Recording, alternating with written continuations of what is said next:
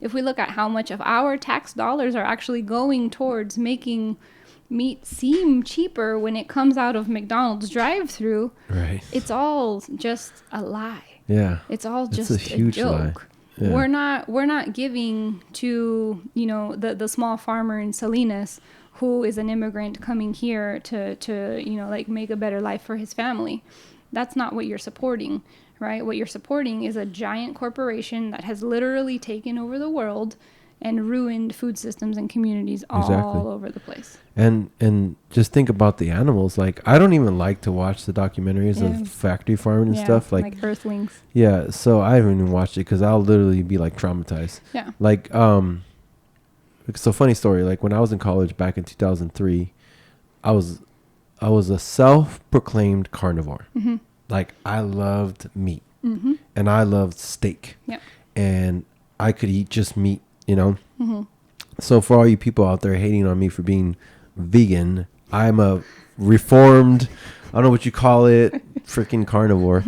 But anyways, so I had to do a project. It was a debate, right? And I don't know why, but I got chosen to be factory farms. And I had no clue.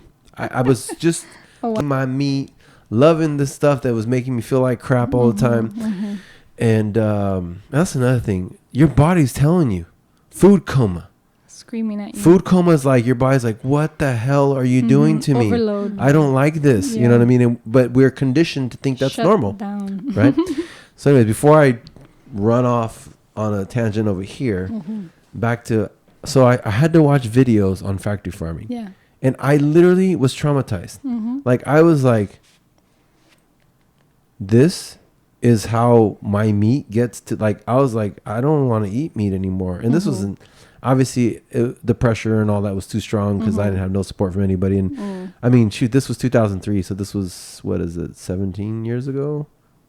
No. Yeah. 17, yeah. Yeah. Oh my God. I know. 17 years ago. 17. Aging myself here. So 17 years ago was pretty difficult. But you went vegan 13 years ago, or you're vegetarian 13 years ago, yeah. That must have been pretty tough. But anyways. It was really tough. Yeah, so you're pretty strong. So anyways, I did this debate, and like literally I was traumatized, and I was like, so my whole point to that is, if everybody who eats meat, I wish they had to watch a video on how that hamburger got there. I guarantee you, if people really understood how that meat got there and what the animal goes through, they would at least think twice. They wouldn't do it. Well, you know, not everybody is a psychopath or a narcissist. Yeah. You know, not everybody is going to look at something else suffering and say, no, that's cool. No. Like, I enjoy this. Let's do that some more. Like, no, you're going to think, oh my God, I don't want to be treated like that. I don't want them to cut my beak off so I can't kill my neighbor.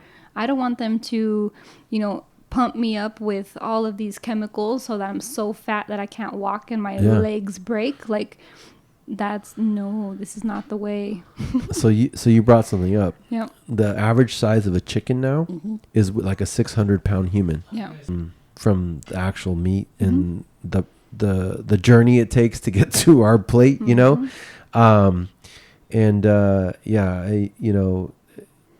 Honestly, like all the stuff I've watched, I cannot even, I mean, I don't know. I just can't watch it, and I don't even see myself ever going back to meat. Ever after that. No, I mean, once you're full vegan and you know the benefits and you decondition yourself from that need, because I do feel like it's like a chemical addiction to flesh. Yeah. Right? Because there's a piece about it, you know, I used to eat my steak medium rare and like when it bleeded, and it's the way that like it feels when you eat it. I feel like that's why Impossible Foods went to the lengths that it went to bioengineer something that smelt, looked, tasted right, and essentially it is a piece of meat.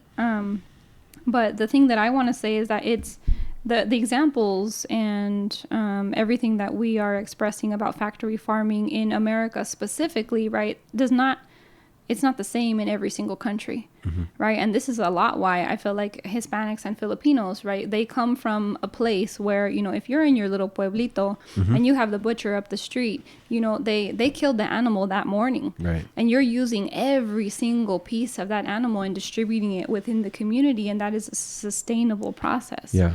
right? And so same like in the Philippines, like it's just a very different dynamic. And so that's the part that like it's hard for me, because this is what my parent-in-laws feel. They feel that like, oh yeah, we're here and we're just doing the same things that we would do if we're in Mexico. And I'm like, guys, but it's not the same. Right. You know, they don't process it the same. They don't treat it the same. They don't feed it the same. It doesn't live the same. You know, living in little confined spaces that literally makes them go crazy. Yeah, they're depressed. Like you could see the pigs. They look like they want to kill themselves. You know, like and literally. they try to, and they try to kill each other, because it's a miserable life. So not only are you eating this meat that is adulterated so much to the point where like we actually get sick, and 80% of all